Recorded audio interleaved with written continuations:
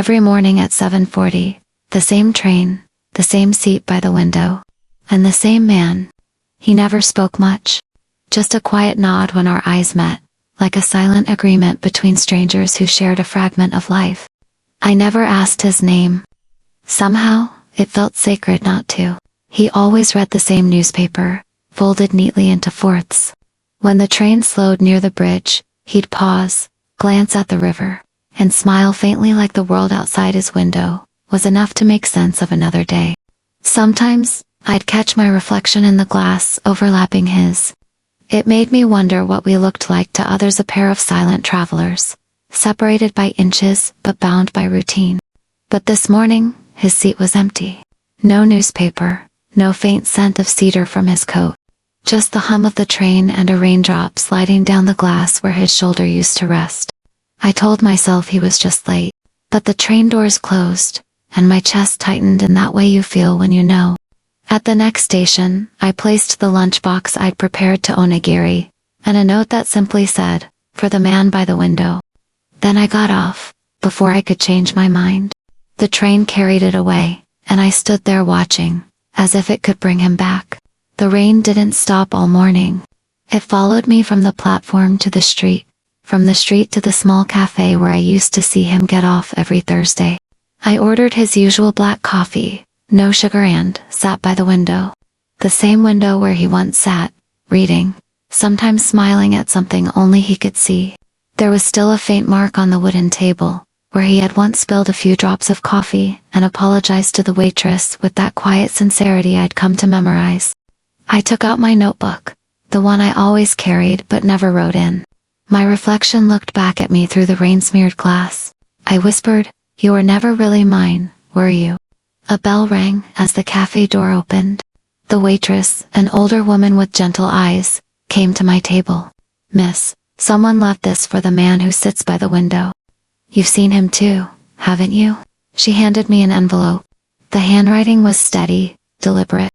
My breath caught as I recognized the first line written across the paper. "To whoever keeps sharing the morning with me, thank you for making the silence less lonely." It wasn't signed. Just a date. 2 weeks ago. The paper smelled faintly of cedar. I held it to my chest, eyes stinging, realizing that maybe the universe doesn't always take someone away, it just gives us back what we weren't brave enough to feel before. Outside, the rain softened. The next train passed, and for a second, I almost stood up. Almost. The envelope stayed in my bag for days.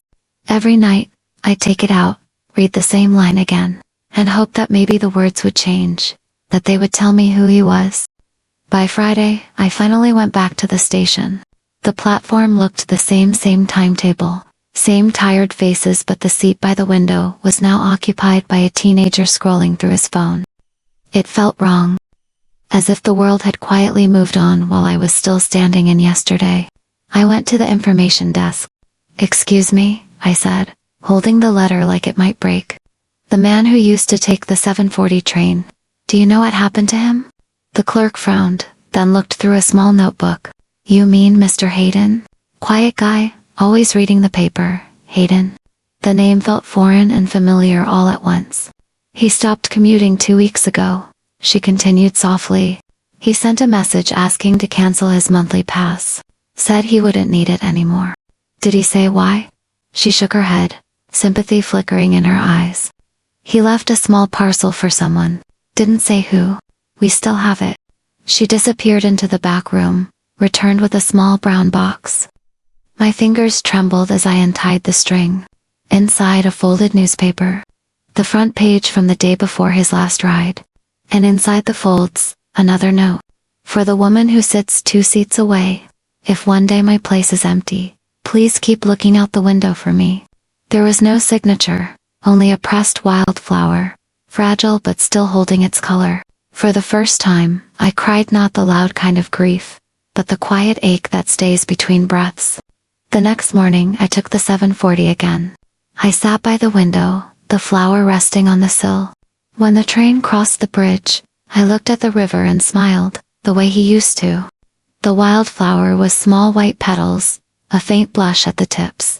I didn't recognize its name, but I remembered something.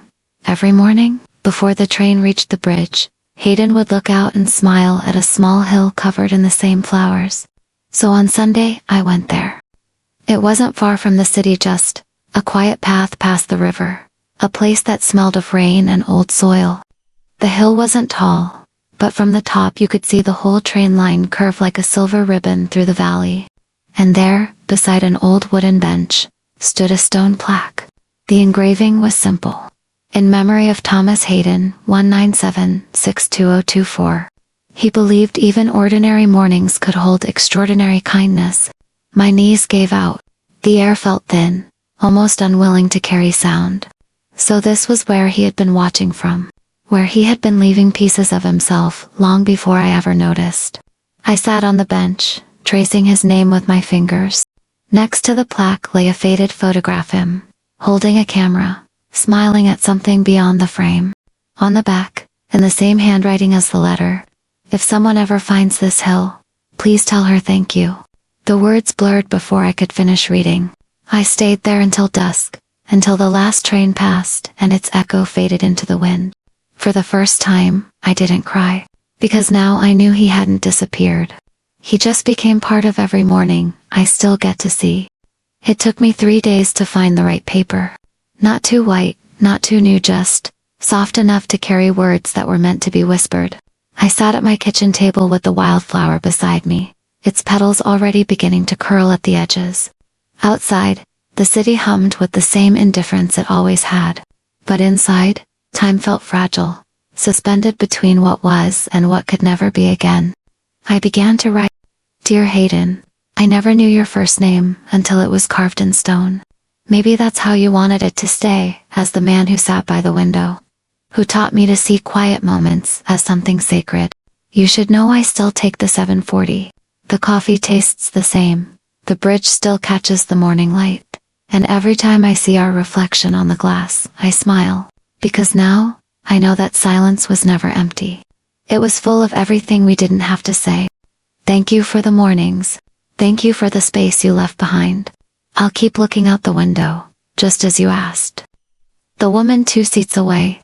When I finished, I folded the letter and slipped it into a small envelope.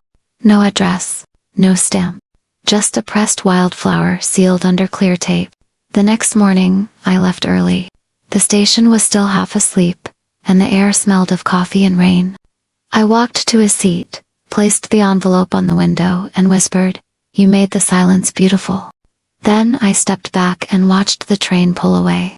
Through the glass, I saw the letter tremble in the breeze before it vanished from sight. And for the first time since he was gone, I didn't feel alone. 5 years later, the station hasn't changed much. Same clock above the platform, still 5 minutes fast. Same tired barista at the corner cafe, humming to the same old song. But I'm not the same. The world feels softer now, less about loss, more about what stays quietly after it. I came back to visit an old friend in the city. On impulse, I stopped by the 740 train, the one I hadn't taken in years. The whistle sounded exactly as I remembered. The doors slid open with that familiar sigh, as if the train, too, remembered the ones it carried and lost. I found his seat. Different upholstery now, newer fabric, but when I sat down, the morning light hit the window at the same angle. And for a heartbeat, I almost saw him there again, reading his newspaper, the corner of his mouth lifting as the train crossed the bridge. The memory didn't hurt this time. It felt peaceful. I took out my phone, opened the photo I'd kept hidden all these years, the one of the hill where the wildflowers grew. They were still blooming that day I last visited. Someone had left a new bunch by the plaque. I whispered to the glass, "Morning, Hayden." I kept my promise. The train slowed near the bridge. The water glimmered below like 1,000 unspoken words. And for the first time in a long while, I realized, goodbyes don't end love. They just teach it how to stay quietly. It's strange how time erases sharp edges but leaves the outlines intact. I don't remember the exact sound of his voice anymore, but I remember how silence felt when he was near. Like the world itself paused to listen. Every now and then, I still ride the 740. Not because I'm waiting for anyone, but because I love how the light enters through that same window and lands exactly where he used to sit. The seat is never truly empty. Sometimes an old man dozes there. Sometimes a child presses a sticker to the glass. Life keeps borrowing his space, and I think that's what he would. V wanted to remain part of something ordinary and kind. Last week, I found a new flower blooming near my apartment building. White petals, blush tips, the same kind. I picked one, pressed it between 2 pages of my old notebook, and wrote only a line. The mornings are still gentle. Then I closed the notebook and tucked it away. Because not every letter needs to be sent. Some are written just so the heart remembers it has survived. As the train crosses the bridge today, the city looks softer, almost forgiving. I touch the glass and whisper, I kept looking, Hayden. And for a moment, I swear the reflection beside me smiled.